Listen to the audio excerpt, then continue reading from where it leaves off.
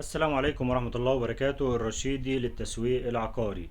في ناس كتير قوي كلمتنا عايزين حاجة حنينة، عايزين شقة سعرها حنين شوية. أول ما جت الشقة قدامنا قلنا نعرضها على طول فورا. الشقة 75 متر صافي، غرفتين وريسبشن صغير شوية أو صالة كبيرة شوية زي ما حضرتك شايف كده. في الأول بس أستأذنك صلي على النبي الحبيب عشان ربنا يبارك لصاحب النصيب، وتعالى أقول لك تفاصيل شقتنا النهاردة وهوصل لك الشقة بالكامل كأنك موجود فيها بالظبط. الشقة فين؟ الشقة في سيدي بشر قبلي، شارع مسجد الأنوار المحمدية، متفرع من شارع 15.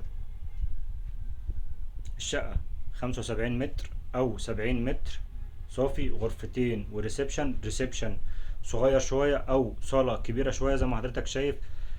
الشقة في الدور ال11، دور 11 أسانسير ممتاز جدا، عمارة كويسة جدا، فوقها 3 أدوار مش أخير.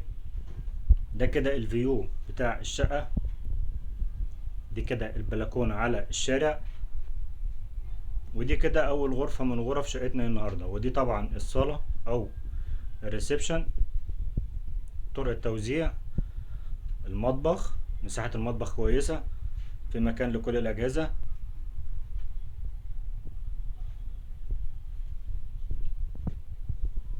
تشطيب كويس ممتاز، مش محتاجة مصروف.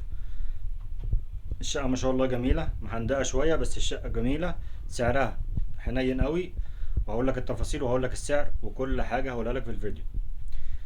زي ما قلت لحضرتك شقتنا في سيدي بشر قبلي، شارع متفرع من شارع 15. الشقة في الدور ال11، 11 أسانسير مش أخير. الشقة فيها عداد كهرباء وعداد مية. الشقة مباني حديثة وما فيهاش تصالح. شقتنا النهاردة مطلوب فيها 750 ألف، 750 ألف قابل للتفاوض البسيط. دي كده الغرفة التانية. لو الشقة عجبتك كلمنا، إن شاء الله نقدر نجيبها لك في بأقل سعر ممكن بإذن الله. ولو عايز شقة تانية كلمنا، إن شاء الله نوفر لك طلبك. ولو عندك شقة عايز تبيعها برضو كلمنا. السلام عليكم ورحمة الله.